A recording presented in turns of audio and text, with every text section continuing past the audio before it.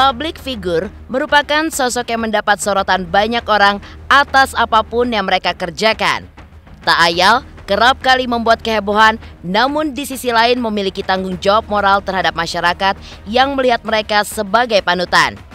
Ajang Silet Awards 2022 akan mengurai para sosok yang sukses menyedot perhatian publik tersebut. Dengan segala tindakan mereka yang memberikan dampak begitu besar di tengah masyarakat. Lantas, seperti apa sisi kehidupan seorang Hotman Paris Hutapea sebagai pengacara sukses yang lekat dengan segala kemewahan namun sangat berhati mulia, bahkan rela membela mereka yang tidak mampu dan juga membutuhkan bantuan? Bagaimana pula pro kontra yang dihadirkan oleh pesulap merah untuk membongkar trik di balik kegiatan para praktisi metafisika?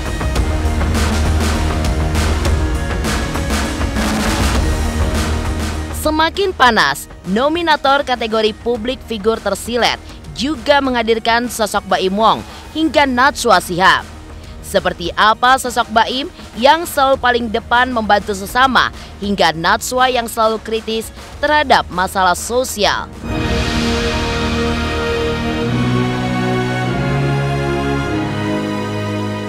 Seperti apa kasih sayang serta kepedulian Seto Mulyadi terhadap permasalahan anak di tengah kehidupan sosial hingga membuatnya pun diganjar sebagai nominator Silet Awards 2022.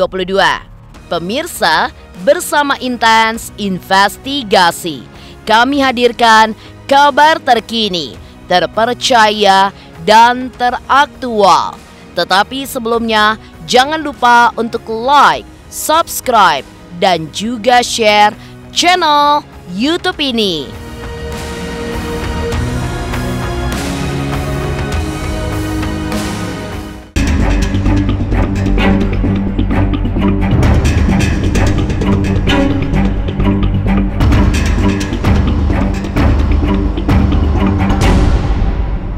Selanjutnya, dalam kategori public figure tersilet, sosok yang sukses menyedot perhatian publik dengan segala tindakan mereka yang memberikan dampak begitu besar di tengah masyarakat. Nominasinya antara lain pesulap merah, Hotman Paris, Kak Seto, Najwa Shihab, dan Baim Wong.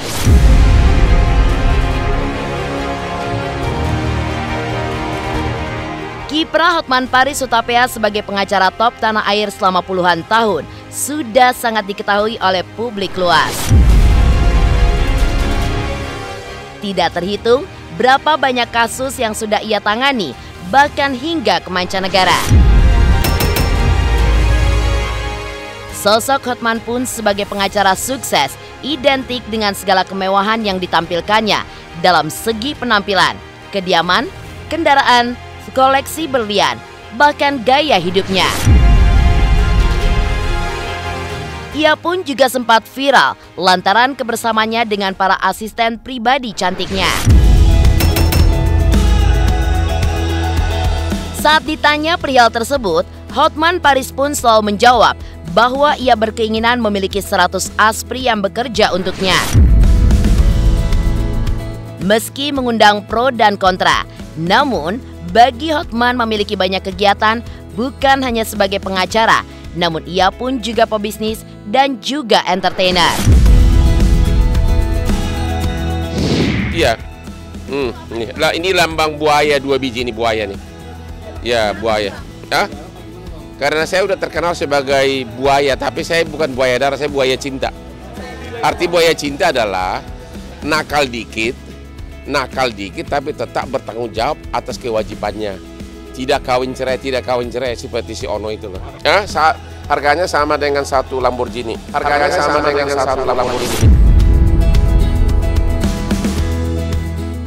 Ini sebenarnya ada ide dari toko berliannya, kenapa tidak bikin berlian yang melambangkan. Kan orang kan semua kan selama ini kan aku disebut buaya darat lah. Ya udah bilang ini ada 2 buaya nih. Ya, ini.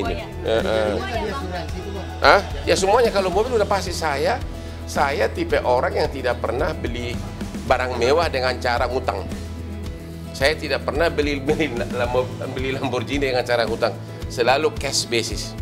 Berapa sih Bang biasanya Ya kalau Lambo, ya gimana tergantung jenis mobil. Terakhir saya beli Lamborghini on the road 12 miliar lebih, itu cash. Ya itu cash, dan itu udah pasti cash karena nggak mungkin dia bisa masuk ke Indonesia kalau nggak bayar pajaknya. Nggak mungkin juga nanti on the road kalau nggak bayar pajak. Jadi memang kalau saya sudah berani tampilkan ke depan publik, berarti saya udah tahu konsekuensinya akan disorot oleh kantor pajak. Kayak kemarin saya terakhir beli Lamborghini itu cash basis, saya beli 12 miliar itu sudah bayar pajaknya semua. Dan saya lakukan itu tidak ada kaitannya dengan profesi sebagai pengacara. Tugasnya misalnya setiap Jumat malam itu saya pasti pergi ketemu para customer. Berdansalah kami di sana. Yang namanya juga tempat dansa. Ismaila is now or never. Coba lihat gaya. Yeah. Terus di Lamborghini pamer cewek yang bukan berimnya. Ini cewek tadi kerja. Ya, kita baru syuting tadi. Cewek yang tidak dikenal sebelumnya sekarang sudah masuk TV. Ini dia nih. Umur berapa? Tahun ini 16. Hah? Baru 16. Ya. Asli nomor berapa? 26. Hotman baik nggak? Baik banget. Baik banget. Ya. Pernah nggak kau saya rayu? Bang, masih sekolah dong, Bang. Bayar masih kalau dia lagi kos. Ini asli nomor berapa?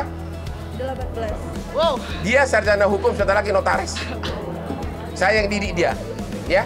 Sebentar lagi dia notaris, sudah hampir lulus. Dari Purwakarta naik kereta api ke sini untuk syuting hari ini. Sudah 42 sekarang. Targetnya gini loh. Rencana 100 karena saya kan pemegang saham dari Holywing salah satu. Saya kan harus tiap minggu rutin ke sana. Masa saya sendiri datang? Istri saya itu bukan tipe yang begitu. Dia tidak pernah mau suka kerumunan, dia tidak suka rokok. Jadi tentu saya harus menggandeng wanita cantik dong dalam rangka marketing. Dan ternyata meledak dia. Freelancer sebenarnya, ya. Nanti kalau dia masuk TV dibayar oleh TV. Tapi yang paling utama adalah dia jadi naik statusnya, ya kan? Dia jadi naik. Siapa yang tidak ingin masuk TV? Dia jadi main dia. Tadi kita syuting, kemarin kita syuting empat episode di Bandung dengan asli lain. Ikut semua. Ini hari ini mereka ikut syuting. Jadi kemanapun saya ikut dia mereka itu loh. Jadi menjadi naik itunya. Artinya saya membantu orang menjadi naik derajatnya, status sosialnya. Pertama harus cantik. Umur tidak masalah, tapi ya jelas lah. Jangan opung-opung lah. Berarti ini paling muda, Bang. Bang, berarti yang ini paling muda, Bang. Ini paling muda, ya. Paling muda, paling polos. Ini bentar lagi dijemput orang tuanya nih. Jadi benar-benar orang tuanya percaya sama saya. Di balik sosoknya sebagai pengacara kelas atas, Hotman pun juga selalu mengulurkan tangannya untuk membantu rakyat lemah dan mendambakan keadilan. Selain di Kopi Joni Jakarta, ia pun kini memiliki sebuah program bernama Hotman 911 yang khusus membantu kasus-kasus yang sudah menyentuh nurani dan hak asasi manusia di tengah masyarakat. Yang mana merupakan bantuan hukum secara gratis di sejumlah kota terhadap kasus yang menyentuh hati nurani dan hak asasi manusia. Dengan segala kesuksesannya sebagai pengacara serta kepeduliannya terhadap sesama, Hotman pun juga diganjar sebagai salah satu nominator publik figur tersilet di dalam ajang Silet Awards 2022. Saya Hotman Paris datang ke Palembang dalam rangka bagian dari program Hotman 911, yaitu memberikan bantuan hukum gratis khusus untuk kasus-kasus yang menyentuh hati nurani dan hak asasi manusia, terutama yang kepentingan publik. Yaitu bagian dari Hotman 911, ya. Nanti saya mau seleksi lagi, nggak boleh lagi semua kasus. Karena nggak mungkin semua kasus saya tangani. Waktu kemarin di Bali ada 20 kasus. Program Hotman 911 adalah program di mana itu hanya nama formal dari apa yang sudah saya lakukan selama ini, memberikan bantuan hukum untuk kasus-kasus yang viral, yang menyentuh, yang benar-benar keterlaluan gitu loh, menyentuh hak asasi manusia. Itu aja, keterlaluan. Ya itu sudah lama walaupun saya sukses sebagai pengacara bisnis, itu sudah lama. Di Palembang ada yang nangis-nangis, ada yang teriak-teriak, ada yang histeris. Memang keadilan itu di Indonesia sangat mahal. Keadilan itu di Indonesia sangat mahal, kasihan lihatnya. Baik ya, memang itu khusus yang tidak mampu menyewa pengacara, khusus yang lemah. Kalau kantor saya masih ada lagi khusus membantu orang kaya ada, gitu loh. Ya gue udah kaya, udah cukup lah ya. Jadi sebagian waktunya disisihkan nggak apa-apa lah. Toh juga saya tidak perlu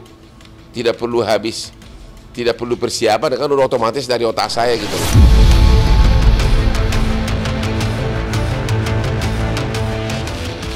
Deretan nominator publik figur tersilat selanjutnya juga tidak kalah menjadi sorotan. Siapa lagi kalau bukan Marcel Radival alias pesulap merah? Ya, belakangan ini sosoknya pun seolah tidak pernah luput menjadi perbincangan panas publik. Seperti diketahui, ia pun juga kerap membuat konten dengan membongkar trik di balik kegiatan para praktisi metafisika yang dianggapnya menyesatkan banyak orang. Buntut dari hal tersebut, Marcel pun kini mendapat serangan dari pihak-pihak yang merasa dirugikan. Meski satu persatu laporan hingga somasi pun datang kepada dirinya, namun tidak membuat pesulap merah pun gentar dan menjadi takut. Ia menganggap apa yang dilakukan oleh segelintir pihak tersebut justru merupakan ajang promosi diri sendiri di hadapan publik semata. Perdukunan bukan kebudayaan dan saya tidak pernah membahas tentang budaya. Kayak contohnya dari dulu tentang debus saya itu jaga banget. Debus, sintren, tatung, itu kan budaya asli Indonesia yang menunjukkan keajaiban. Saya tidak pernah bongkar rahasianya. Karena itu budaya. Kalaupun ada yang menyalahgunakan, itu baru saya bongkar triknya. Kayak contohnya yang kebal-kebalan itu kan pakai teknik debus aslinya, tapi dipakai untuk jual jimat. Nah itu yang saya bongkar tuh yang menyalahgunakan budaya untuk membersihkan budaya kita yang harusnya untuk hiburan tapi disalahgunakan untuk penipuan. Nah ini kan yang parah gitu. Kayak yang mereka itu kan menurut saya promosi doang, mereka tuh nggak ngefek ke sayanya. Dari kemarin kan laporan juga udah dateng, nggak ngefek, sumpah apa sih? Nggak ada ngefek sama sekali, nggak ada panggilan juga dari polisinya. Karena memang nggak masuk delik, sengaja digembar-gemborkan untuk promosi mereka sendiri. Kemarin pun saya jadwal TV dari pagi ke pagi, nggak ngefek apapun tuh laporan-laporan. Jadi mereka ya mungkin semoga bisa jadi bahan promosi untuk mereka agar bisa dapat pekerjaan yang lebih baik aja gitu aja.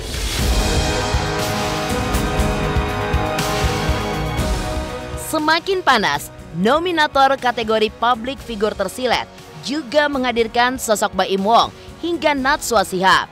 Seperti apa sosok Baim yang selalu paling depan untuk membantu sesama hingga Najwa yang selalu kritis terhadap masalah sosial.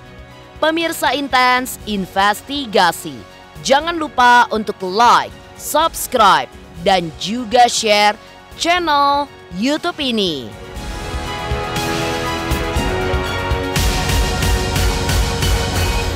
Halo, saya Chico Jericho. Saksikan terus Intens Investigasi yang tayang 3 kali sehari, Senin sampai Sabtu. Jangan lupa like, share, dan subscribe.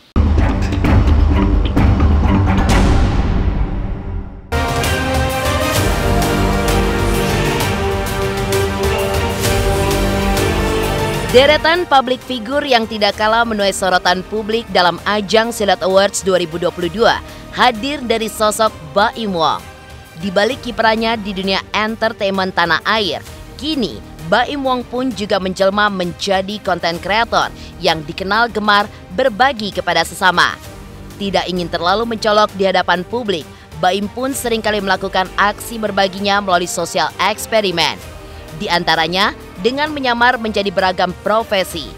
Mulai dari hansip, petugas pasukan Orange, bahkan tukang sampah sekalipun. Dan yang semakin membuat suami Paula ini pun begitu dicintai oleh banyak orang adalah ketulusan dirinya yang tidak pernah tanggung-tanggung, bahkan memberikan bantuan bertubi-tubi kepada targetnya.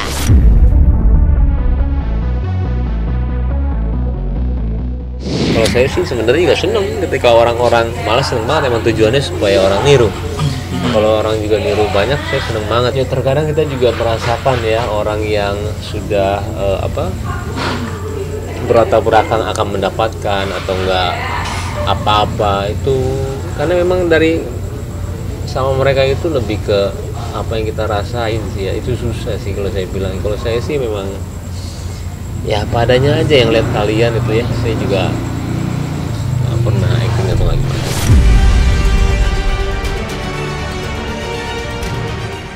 Ya, di balik aksinya menolong sesama, Baim pun tidak luput dari nyinyiran hingga hujatan segelintir pihak. Namun, meski menuai hujatan warganet, tidak menyurutkan niat suami dari Paula Verhoeven itu untuk membantu sesama. Segala kiprah Baim yang memberikan dampak begitu besar di tengah masyarakat pun membawanya masuk ke dalam jajaran nominator dalam kategori public figure tersilet. Nggak apa-apa, orang mau ngomong apa juga apa-apa, aman kok. Iya.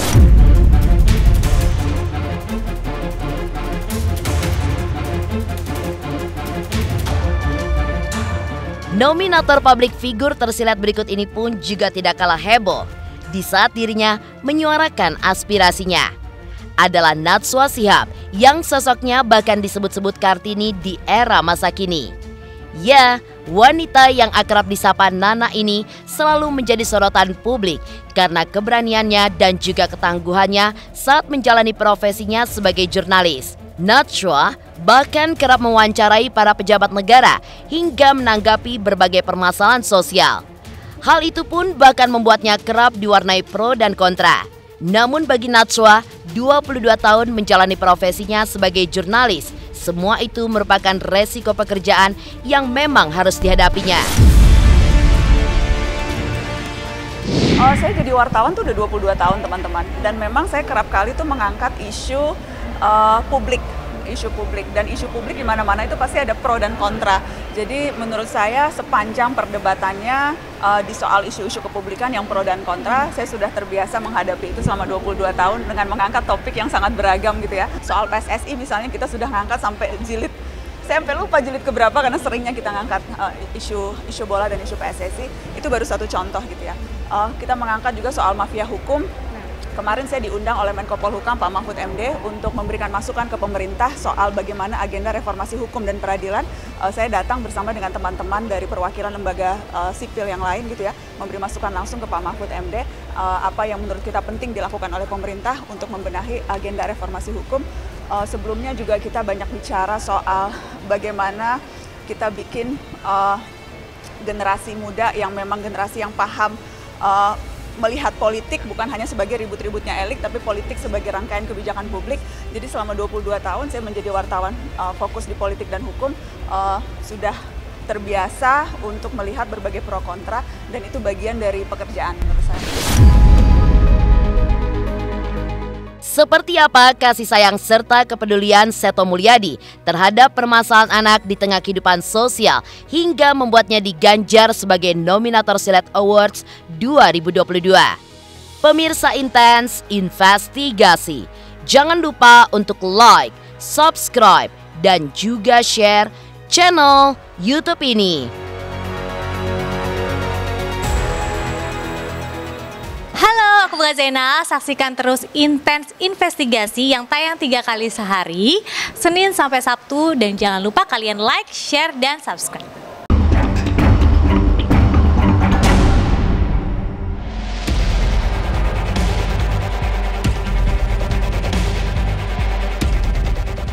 Nominasi public figure tersilet pun semakin lengkap dengan sosok inspiratif Seto Mulyadi. Pria yang akrab disapa Kak Seto ini pun adalah psikolog dan juga pemerhati pendidikan anak-anak yang terkenal. Sepanjang setengah abad karirnya di dunia pendidikan, Kak Seto pernah menerima beberapa penghargaan. Di antaranya adalah Orang Muda Berkarya Indonesia tahun 1987 untuk kategori pengabdian di dunia anak dari Presiden Soeharto. Dan juga Orang Muda Berkarya Dunia dari Junior Chamber International. Di tahun yang sama, dia juga memperoleh penghargaan medali perdamaian di New York dari Sekretaris Jenderal PBB pada kala itu, Javier Pérez de Cuellar. Hingga kini, Kak Seto pun juga tidak pernah berhenti untuk membantu begitu banyak anak-anak yang membutuhkan bantuannya. Dengan segala kiprahnya yang begitu mulia, Kak Seto pun masuk ke dalam jajaran nominator Silet Awards 2022 dalam kategori Public Figure Tersilet. Ini baju kebesaran saya 50 tahun yang lalu. Saya masuk Jakarta itu karena nggak punya teman, nggak punya saudara, jadi saya pikir gampang hidup di Jakarta. Harus dari bawah betul-betul, saya tidur di emperan pasar, jadi pemulung, ya, jadi kadang-kadang kuli pasar, makanya lihat otot saya keluar semuanya karena udah biasa ngangkat beban berat lah gitu. Iya, ya supaya saya selalu ingat bahwa saya memang dari bawah lah Jakarta ini, jadi supaya tetap sadar dan dia terus mengabdi pada dunia anak-anak. 7 bulan, jadi 7 bulan kemudian sudah di Jakarta. Ya 7 bulan kemudian saya jadi office boy di sebuah kantor, lalu akhirnya ibu-ibu saya tanya ada yang pengen punya pembantu rumah tangga, ada. Nah akhirnya saya 7 tahun jadi pembantu rumah tangga. Ya ini sebenarnya koleksi saya setiap kali melakukan profesi. Tapi setelah itu saya cuci bersih setiap tanggal 4 April karena itu 50 tahun yang lalu saya diangkat jadi guru TK-nya Pak Kasur. Keluarga ya, dukungan istri dengan anak, dukungan dengan cucu-cucu juga yang selalu dekat, yang selalu memberi semangat ya, dan ya selalu kompak dalam berbagai langkah.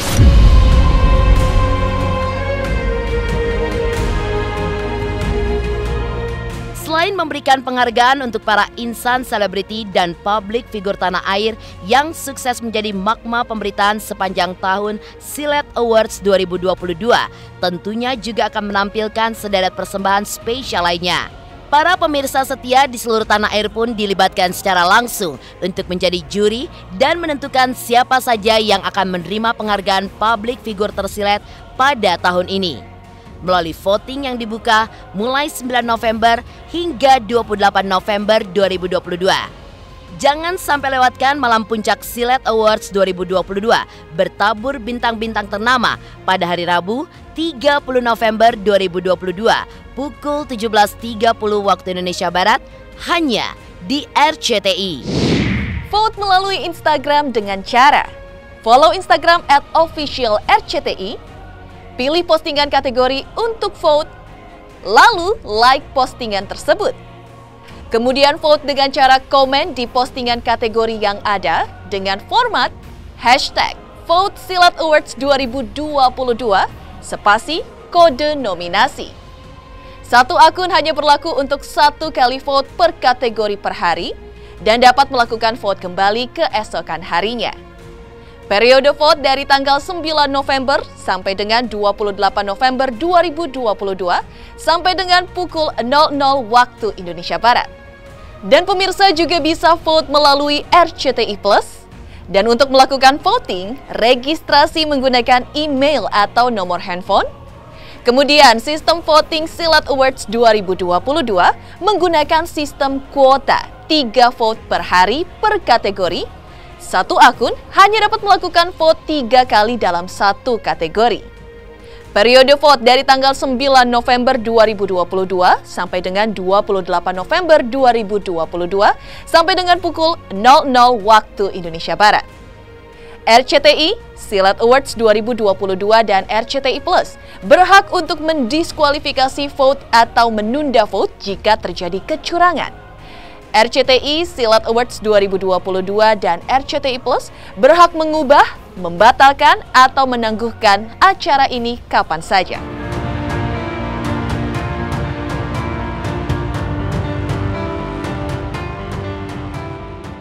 Demikian pemirsa, kabar terkini, terpercaya, dan teraktual yang kami hadirkan hari ini. Saksikan terus Intens Investigasi setiap hari Senin sampai dengan Sabtu, tayang 3 kali sehari, yaitu pada siang, sore, dan juga malam hanya di YouTube channel. Dan pastikan jangan lupa untuk like, subscribe, dan juga share channel Intens Investigasi.